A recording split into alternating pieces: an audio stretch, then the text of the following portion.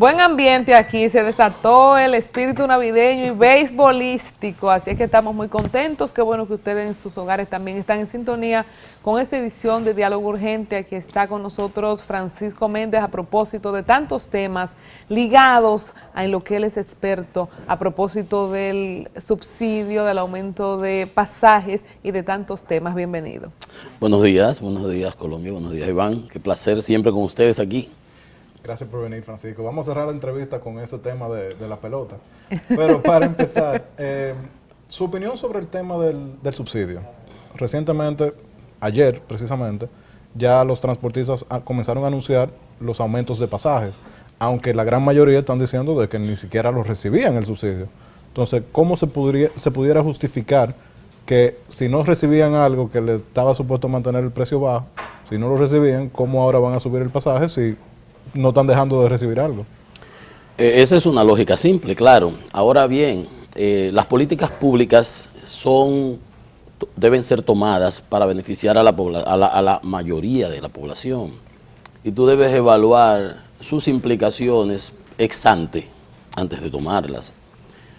Se supone que si tú tenías establecido un subsidio y lo eliminas, eso va a tener un impacto. No puede ser inocuo, no puede ser como un gas inerte.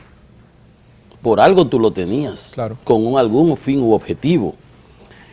Y con los choferes y transportistas uno no debe asombrarse, porque cuando subía, por ejemplo, la gasolina, aún siendo la mayoría usufructuarios de gas licuado de petróleo para sus unidades motoras, para los carros de concho fundamentalmente, ellos incrementaban el pasaje.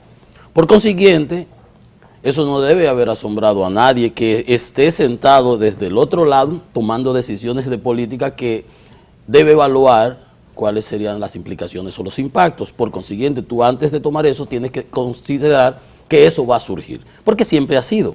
Por un lado, fíjate, sube siempre el pasaje, la gasolina, y ellos subían los pasajes. Entonces, para contrarrestar eso se diseñó lo del subsidio. Hay quienes opinan que el subsidio está bien que se elimine. Una cosa son las causas y otra las consecuencias. Una cosa es la mala administración o las distorsiones que puedan existir en la aplicación de determinada política de incentivo o de contraprestación social. Y hay que estar claro, aquí hay una deuda social acumulada y una redistribución de la riqueza muy mal distribuida. Y tú siempre oyes, y yo recuerdo y pongo este ejemplo, los empresarios hace años, par de años, le cogió con la ley de desarrollo fronterizo, CONEP, Asociación de Industria, los capitaleños, todos nosotros entre comillas, todos los de aquí contra la bendita ley. Que eso afectaba la libre competencia. ¿Y cómo es? No, porque los subsidios son malos cuando te los quitan a ti o cuando se los dan a otros. Cuando te favorecen a ti son muy buenos. Entonces aquí se da esa dicotomía. Evidentemente, si había un subsidio para que los pasajes se mantuviesen estables, yo, siendo presidente de la refinería, recibí esos 3 millones y tantos de autorizaciones de galones que se le emitían, los viernes llegaban y se le despachaban durante la semana. Y yo veía cantidad, ¿y qué es esto? La que sé yo qué, la Altagracia en Higüey, la que sé yo quién, la que sé yo cuánto en Mao, y todas estas cosas. Muchas asociaciones de esas de transportistas, federaciones y eso. Yo decía, aquí como que no está bien la cosa, pero eso es parecida a aquel dilema, o subo o contrapresto, o hago una contraprestación. Tú me dices, entonces, ¿por qué no hacerlo si contra la gasolina no se iba a ver lo mismo? Porque lo mismo pasa con el sector eléctrico. Si le quitas el subsidio al sector eléctrico, pues la tarifa de los usuarios va a subir. Entonces, no puede ser de otra manera. Ahora, eso que tú dices es evidente. Sí, eso es el argumento que usan posiblemente el 85% que ellos dicen será el que se va por otros segmentos industriales o al sector empresarial que se beneficia de subsidios también. Por ejemplo, generadores por encima de 15 megavatios, desde un decreto del presidente Mejía, se benefician de exoneraciones de impuestos. Y nadie, siempre se ha dicho, aquí el que contrabandea, que cuela combustible, vende a precios por debajo del galón. De hecho, Francisco, se dijo que hay pruebas de que se estaba haciendo un uso indebido de este subsidio. Son de las razones que ha dado el Ministerio de Industria y Comercio para retirarlo. Indiscutiblemente, siempre ha sido, pero que no ha sido solamente los transportistas. no ha sido solamente los transportistas. A todo el que le sobra ese combustible, por lo general, siempre se ha sabido que lo ha colado en el mercado. Y eso lo discutíamos en las reuniones con el ministro de Hacienda, con el ministro de Industria, en su momento siendo yo funcionario, presidente de la refinería. Entonces, y siendo superintendente también, porque el que se da a los generadores, a los grandes consumidores por encima de 15 megavatios, ese es un subsidio que se supone para no incrementar los costos productivos. Ahora, todo eso tiene sus bemoles. Entonces, yo te digo, bueno, si hubo una distorsión, lo que pasa es que al final del día pagan justos por pecadores. Pero a lo mejor había sectores que podían ser. Yo siempre he estado en desacuerdo con los subsidios generalizados. Son distorsionantes, se benefician los que no debieran beneficiarse. Ahora, de manera focalizada, si una asociación de transporte, si es para no incrementar, porque era una realidad. Si usted usa gas licuado de petróleo y lo que estamos subiendo es la gasolina, no debiera permitirse un incremento. Lo que siempre ha pasado es que ha sido así, porque hay unos escalonamientos de costos y unas interacciones que se dan con unas cosas y otras. Es como el efecto cascada, una cosa trae la otra. Y tú tienes que ver los costos de manera agregada y global. Yo lo que no satanizo, el hecho de dar los subsidios. Particularmente habría que ver, exacto, como tú dices, bueno, pero si el 80% no lo está usando, ¿de qué? ¿De lo que se transferían a los transportistas o del subsidio general? ¿Qué medida puede tomar el gobierno, Francisco, entonces, toda vez de que es un hecho, y ya ayer lo vimos en distintos medios, aumentos de 25 y 30 pesos en el interior, de 5 y 10 pesos aquí en el distrito, en el Gran Santo Domingo, con la excusa de que se retiró el subsidio? ¿Qué puede hacer? ¿A través de qué institución el gobierno puede incidir, puede accionar para manejar esta situación? Dice un tango que 20 años no son nada. Y si uno dice 5 pesos no es nada, ¿para quién? Para quien pueda. Para quien no es nada. Cuando tú tienes el que tiene bajos ingresos tiene unas cargas fijas en alimentación, transporte y aspectos esenciales de su supervivencia que le afectan fundamentalmente. Cuando tú tienes un alto ingreso, tus gastos se complican en otras áreas que no son fundamentalmente eso. Tú no gastas, la proporción tuya en comida, en transporte no es significativa. Entonces, eso hay que considerarlo siempre que tú vayas a tomar ese tipo de decisiones y de políticas. Yo sí creo que el gobierno está en la obligación. ¿Cuál es el deseo? Que no se impacte a la población de menores ingresos. Pues entonces, ver de qué manera a los transportistas que tienen que ver directamente con eso, entonces buscar un mecanismo de negociación y de acuerdo. Pero no te niego que cuando veía los 3 millones y tantos de galones que se decían, la cantidad que supongo yo que alguien las inspeccionó y las determinó antes de darlas. Dice la lógica, pero en este momento, donde la OPEP se ve que va a permitir que el precio del petróleo suba a un 60, 65 dólares el barril, ¿es o fue el mejor momento para que el gobierno hiciera o tomara esta medida? Porque ahora el combustible va a subir toda la semana.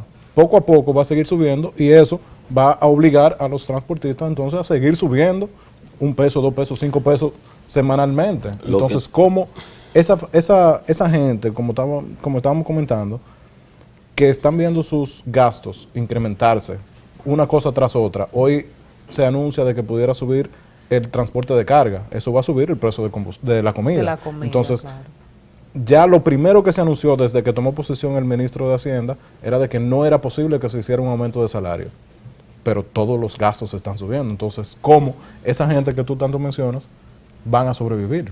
Mira, en la economía todo está interrelacionado, lo que te señalaba anteriormente. Tú no puedes confundir las causas con las consecuencias. Tú tenías una razón para establecer un mecanismo de redistribución. El subsidio es un mecanismo de redistribución. Y si tuviéramos un sistema impositivo progresivo que penalizara a los que mayores ingresos tienen, yo le quito a los que más ganan, como debe ser, ¿no? Y recaudo impuestos y los voy asignando de manera efectiva, con calidad del gasto, en los sectores más necesitados y de la manera más multiplicativa posible, si la palabra valiese, para que beneficie a la población. Igual, yo trato de aplicar medidas de redes sociales que atenúen los impactos negativos que pudieran tener los vaivenes de la economía internacional, precios como tú señalas, o impactos de producción. Se cayó la producción, hoy tenemos el plátano, hay que reconocer, a 1 peso, a 3 pesos en la calle lo ve vendiendo, Criticamos cuando dejamos que se metiera a 15 y hubo que importar de Ecuador y de esos sitios por aquí, de Centroamérica, pero hoy tenemos el plátano a 3. Entonces, cuando hay problemas de producción y una escasez de la oferta, los precios tienden a subir. Entonces, los gobiernos no pueden permitir. A nosotros se nos dio una crisis de commodities en el año 2008, que el petróleo se metió en $147 el barril en julio del 2008. Pero no solamente el petróleo, la leche subió 70%, el trigo subió 60%, los aceites comestibles se metieron casi en 50%. O sea, la canasta agregada se disparó de tal magnitud a nivel internacional que países como Tailandia prohibieron todas las políticas de intercambio, de apertura comercial, que no se entendía porque ellos viven del arroz y no podían comprar un arroz caro porque se le iban a desatar estallidos sociales. Para eso están los gobiernos, para atenuar ese tipo de decisiones ¿Está este y evaluar. gobierno manejando ese tipo de variables respecto a este tema puntual que estamos hablando de la carestía en el transporte que va a redundar en aumentar los precios en general? ¿Usted cree que se está manejando, se pensó cuando se retiró este subsidio? Y al mismo tiempo le agrego a la pregunta, como Juan Uvieres y otras personas del sector piden que se quite también a otros sectores el subsidio. Bueno, yo entiendo que nuevo, las causas no deben confundirse con las consecuencias. Debió haberse analizado previo, ex ante, que esas eran las implicaciones que habría que tener. Tú no puedes tomar una decisión sin pensar en la consecuencia. No, porque es que en la economía alguien tiene que pagar ese costo que tú vas a reducir. Si el gobierno se va a ahorrar 20 pesos que estaba dando de subsidio, alguien por otro lado tiene que poner esos 20 pesos, de algún sitio tienen que salir. Si se lo asignas a los transportistas, ellos van a gritar y ellos siempre lo transfieren en la cadena de costos. Si lo transfieres al usuario, no hay magia bajo el cielo. Todos aquí vivimos bajo unas leyes de la economía, que son las leyes de la oferta y la demanda. Y todas las variables económicas están interrelacionadas. Indiscutiblemente, uno de los componentes de la IPC, del índice inflacionario, es el combustible y el transporte. Y para unos más que otros, porque de nuevo te lo digo, para mí, para ti, para nosotros, no tiene ese impacto. No lo tiene, primero porque no usamos transporte público, segundo porque no compramos combustibles subsidiados, pero para el que sí se beneficiaba, que es la clase más baja, entonces sí tiene un impacto. Entonces tienes que tener una medida de contraprestación. ¿De qué manera tú ibas a contrarrestar eso? A mí me parece que no. Y alguien me dijo, pero tu jefe político apoyó. Digo, sí, pero era mi jefe político, pero no mi asesor. Francisco. Porque es que no, por algo lo pusimos, por algo no hemos quitado el subsidio a la electricidad. Ahí venía ahora. El sector eléctrico, van a entrar las plantas de Punta Catalina. Sí. Todo el mundo lo ve como la salvación del sector eléctrico. Algunos. Algunos. Esa potencia que va a entrar, al costo que va a entrar, ¿realmente va a resolver el problema eléctrico? Contribuye. No va a resolver, será un componente del plan integral que diseñamos en el año 2004. Plan integral de recuperación de la industria eléctrica, y con Radamés lo continuamos, Celso hizo sus esfuerzos, Rubén ha seguido y le adicionó esta parte que estuvo.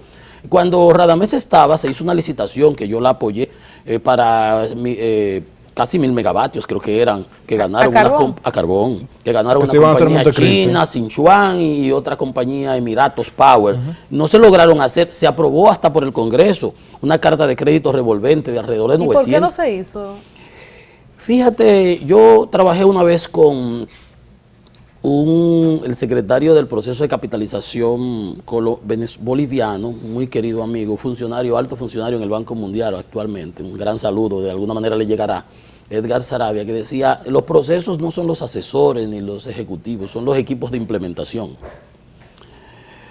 Y eso lo vivimos cuando la capitalización. Lo bueno o malo que pudiera haber salido ahí, uno tenía que echar esos pleitos y fajarse a calzón quitado para que las cosas se dieran como tenían que ser. Y hoy lo reconocen muchos de los ejecutivos que eran nuestros jefes ahí. Entonces yo pienso que ahí pudieron haber varios factores, quizás falta de un equipo de implementación que comprendiera de los mercados, que comprendiera de las relaciones. Había un financiamiento que tenía que enlazarse con la China. Tú tienes que saber si se puede o no, qué manera tú buscas, qué financiamientos puentes tú estructuras.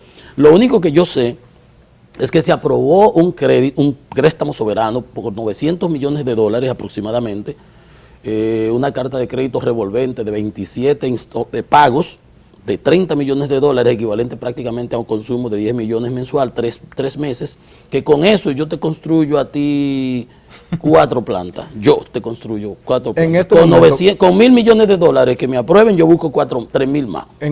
Así se hacen los proyectos. En este momento, carbón era la solución. Rubén Bichara ha explicado que el punto no es si era la solución o no, es una de las alternativas. Es que según se ha evidenciado o demostrado, no ha habido gas natural para hacer las plantas que entonces había que empezar en ese momento. Sí, pero no hay carbón tampoco. No, carbón tenemos en Colombia. Pero se está limitando la cantidad de minas que están... No, pero está bien, hay políticas, pero el proyecto de Punta Catalina se ha estructurado y se nos ha dicho que está cumpliendo todos los índices medioambientales que establece, por ejemplo, el Banco Mundial y la IFC. Eso no es un punto. Carbón hay suficiente. Por tu experiencia, ya la última pregunta. Y su costo de producción será... la última pregunta. ¿Será reducido? El costo por mega sale aproximadamente 3 millones de dólares. 2.000 millones está saliendo. 2.100, 700 kilos, punto de 3 millones de dólares cada. Realmente eso no pudiera haberse hecho un proyecto masivo de solar, eólico, que produciera la misma cantidad de energía a ese mismo costo. No, es que eso es muy diferente.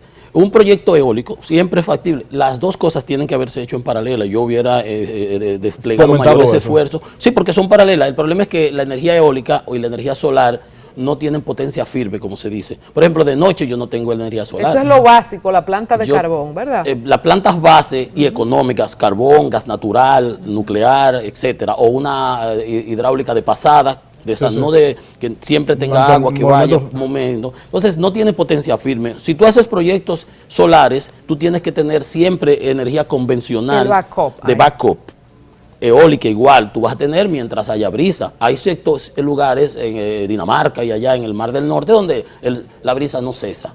Pero también tienes que tener ese sistema de backup, de rápido, porque el sistema eléctrico es un sistema que crece día a día, que necesita una presión, que es el voltaje, una calidad del servicio, una frecuencia. O sea, es complicado. Por ejemplo, tú no puedes apagar todas las plantas caras, ineficientes, a las 12 de la noche para ahorrar, porque tú tienes que, por ejemplo, que tener, vamos a decir que en un momento determinado, al menos 1.100 megavatios operando. Tú dijeras, las plantas sáquenmelas, no puedes. Entonces, tiene unas características que no es así. Sí es factible tener una proporción importante, 15-20%, de energía renovable, para cumplir para contrarrestar, digamos, las emisiones que se hacen en las otras energías convencionales, por un lado, o para cumplir con los compromisos de cambio climático que tenemos, sí. La reciente aprobación en París. Hay muchas tecnologías que irán surgiendo. Lo que no te debes es cerrar, pero carbón, gas natural, son factibles. Bueno, quizás la tendencia actual es a tratar de revertir aún más el uso de contaminantes como el carbón, pero bajo los mecanismos y bajo la regulación adecuada, si se instalaron los equipos de captura de carbono y de contraprestaciones al medio ambiente, se puede desarrollar. Bueno, no podemos desaprovechar la oportunidad de tener a Francisco Méndez aquí, solo hablando de combustibles y de plantas de carbón. Vamos a hablar de política también. En el caso específico, es una pregunta que nos llega a través de las redes sociales, la explicación de Rojas Gómez, que llama al PLD a movilizarse en torno al plan de gobierno como respuesta a oposición. ¿Qué opinión le merece? Es un miembro del equipo de Leonel llamando a que el partido se unifique a defender la obra de gobierno de Danilo Medina. ¿Cómo están las cosas en lo interno del PLD?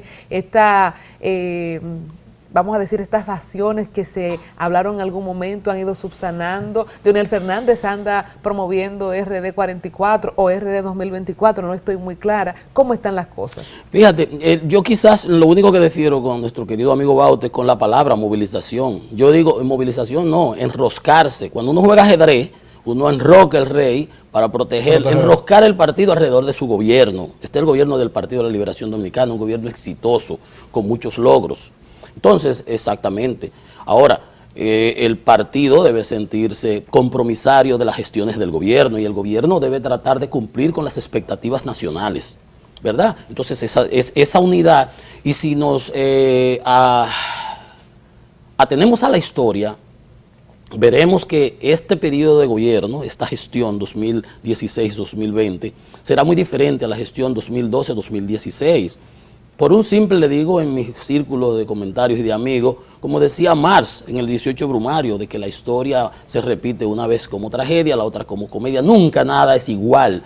Si te pones a ver, la oposición no le ha dado un centímetro de tranquilidad al gobierno. Desde el 15 de agosto, que del 20 de agosto fueron las elecciones, hasta de mayo hasta ahora, no ha habido descanso. No ha habido descanso. La sociedad civil, los sectores mediáticos que antes aupaban y aplaudían, es fuego y fuego contra el gobierno, de manera subrepticia, pretendiendo asesorías. Por ejemplo, oigo un comentarista que el presidente tiene que blindarse en contra de Leonel. ¿Y blindarse de qué? ¿Y Danilo tiene que blindarse de qué? El que no debe no teme. Si los funcionarios o algún funcionario por ahí anda haciendo desmanes, que responda cada él. Lo del presidente Medina no tiene que blindarse de nada. El presidente Medina tiene un partido detrás. Y lo único que debe garantizarse es una unidad monolítica entre Danilo y Leonel, que haya comunicación fluida, que haya colaboración. ¿Quién va a ser el candidato para el 20? Pero si el partido se enrosca alrededor del gobierno y apoya todo lo que tiene que ver con Danilo, ¿no se pudiera someter a un problema viendo otros posibles candidatos? No, porque lo que no debemos nosotros perder de vista es de que hay un solo PLD y hay un gobierno del PLD y no podemos nosotros, los PLDistas, socavar las bases de apoyo del gobierno. ¿Quién va a ser el candidato porque la oposición está ahí tirando como francotiradores. ¿Quién va a ser el candidato en el 20 según su perspectiva? ¿Se asoma una posibilidad de otra reelección o...? No creo, no me parece. No me parece. Bueno, no creo, yo soy del equipo. No queremos creer. No, yo no lo creo porque lo que te acabo de repetir hace unos instantes, nunca dos periodos van a ser iguales. Siempre hay variables que tienen que ser consideradas. Lo que sí queremos es que el gobierno satisfaga las expectativas de la población, que sea un gobierno exitoso para que el relevo en el 20 pues, pueda seguir incrementando la calidad de vida de la población y el desarrollo nacional. Y es un proyecto, el PLD es un proyecto. Lo que nosotros no debemos confundir lo estratégico con lo táctico. Lo táctico es apoyar las gestiones del gobierno. Se vislumbran los relevos. Pero usted considera que... Yo creo que el relevo natural para garantizar que el PLD se mantenga en el poder es el presidente Fernández. ¿Usted considera de que teniendo los problemas, así como se decía, ahora hay una oposición que está un poquito más firme, la sociedad civil está chocando de frente con el presidente, los problemas que han surgido con la Embajada de los Estados Unidos, de que todo eso va a restarle las posibilidades de que el presidente Danilo Medina pueda tratar de buscar una reelección o de que la fábrica de presidentes tenga que salir a defenderlo a él y a su gobierno? Mira, yo no te podría decir que tenga planeado el litoral opositor y determinados intereses particulares outside. Ahora, nosotros como gobierno y como partido, lo que debemos garantizar es que haya una unidad efectiva, eficaz entre Danilo y Leonel. Son los dos hegemones en el Partido de la Liberación Dominicana. Cualquier ruptura, cualquier fricción afecta la gobernabilidad, afecta la gestión de gobierno, afecta el futuro de la República Dominicana ante tantos fenómenos adversos en el punto de vista internacional. Y yo creo que les sobra madurez política y una experiencia que ya vivieron. Tú no pensarás que volveremos a reeditar aquellos 15 puntos que hubo que tomar acuerdos en el comité político para salvar prácticamente el abismo por el cual se iba a ir el partido. Le íbamos a poner el poder en las manos a Abinader. Eso que tú dices, la embajada tenía su candidato, que era Abinader, y los grupos convergentes. Todos esos comunicadores de la sociedad civil auparon y crearon ese candidato. Me recuerdo cuando almorzaron con Hipólito para que se retirara, te doy hasta los nombres. Los nombres de todos ellos, Seara Hatton, el otro, Juan Bolívar, todos los estrategas convergentes estaban ahí. O sea, eso no es secreto. Siempre han estado del lado contrario a nosotros. Lo que pasa es que en aquel entonces les interesaba dividir, crear fricciones. Gracias a Dios que primó la sensatez, primó el espíritu de cuerpo en el Partido de la Liberación Dominicana, y los dos líderes fundamentales que controlan las tropas en el partido, pues llegaron a un acuerdo salomónico y por eso tenemos un gobierno que ganó con un 62%, Ganamos porque votaron todos los PLDistas por Danilo Medina. Los PLDistas leonelistas, los PLDistas danilistas y los PLDistas independientes. Todos votaron por Danilo Medina. Fíjate que no pasó lo mismo por Roberto Salcedo, que fue traicionado. Tenemos que conectar, a propósito del tema, en el último minuto, con Luis Miñoso, que tiene una pregunta para usted. Franchi, buenos días, bienvenido. Ustedes los PLDistas hicieron esos acuerdos porque en política se hace lo que conviene. Y ustedes saben lo que es estar en el poder y saben qué hacer para mantener el poder. Si lo que conviene para el PLD en el 20 es que Danilo se reelija, ¿cuál es la opinión de Francis Méndez? Pues tú has dicho, si lo que conviene en ese entonces para que el partido se mantenga en el poder es que lo hagamos con el presidente Medina, porque eso es lo más conveniente desde el punto de vista de todos los componentes y factores objetivos y subjetivos, como decía Marx y Lenin, para que haya una revolución tienen que confluir los factores objetivos y subjetivos. Si todo eso se alinea, si los astros se colocan en la misma situación que estaban en el 2012, pues yo no veo ningún problema. Pero Este es un partido de personas no inteligentes. creemos que vamos a, ¿verdad? No creemos. Ya los estamos astros se hablando de alinean. astrología. No, verdad, los astros se alinean y no hay ningún problema. Mira, Esto es finalmente, un partido de personas inteligentes. Para despedir la entrevista, ¿De qué partido es? a propósito de... Aliado del PLD. A propósito de las altas cortes, ya su opinión respecto, que no hemos tenido la oportunidad de hablar con usted, al tratamiento de Roberto Rosario con el tema de la embajada americana, la conformación de las altas cortes, su panorama, así en un minuto que tenemos que ir. Sí, yo, después del asunto aquel de la ofensa y de la agresión contra la nación con el asunto de la visa, yo decía lo que debe el Senado es ratificar a Roberto, aunque él mismo decline posteriormente como una especie de, bueno, esta es la patria que habla por nosotros. Por mi habla hablará el espíritu, como dice un lema en la UNAM, la Universidad Nacional Autónoma de México. Y luego sí creo que para el bienestar de la comunidad política y de la convivencia y de que la legitimidad de los procesos, aunque ese PRD no reconoce, aunque sean de ellos mismos. El PRM. Y la misma cosa, que ellos no reconocen Cuidado, nada. eso es un Siempre, aliado de no, su porque eso partido se ahora. queda. Bueno, pero está bien. Pero ese asunto de su idiosincrasia, nunca han reconocido que han perdido en buena lid. Siempre están como Jalisco, que si no ganan, arrebatan. Entonces, no darle mayores excusas y conformar una junta que sea equitativa, distribuida, porque nosotros no necesitamos junta para ganar. Nosotros le ganamos con Hipólito, con todos los cuartos de los bonos soberanos, con los cuartos de los zinc y la madera en el 2004. Y con su junta, con los palitos y con Morel Cerda y con todo eso. No, no es de eso que se trata. Y el PLD no necesita de eso. Ahora, eso los usan ellos como una excusa para justificar sus incompetencias políticas. Porque ni siquiera se atreven a hacer oposición como Dios manda. Francisco Méndez, muchas gracias. Así se habla, hombre directo, sin pelos en la lengua. Un placer, como siempre, tenerlo aquí en Diálogo Urgente. Un gusto. Para mí el placer es mío siempre. Muchas gracias a Francisco Méndez. Vamos a conectar ahora con nuestros auspiciadores y regresamos en breve con la proyección del día que usted no se puede perder.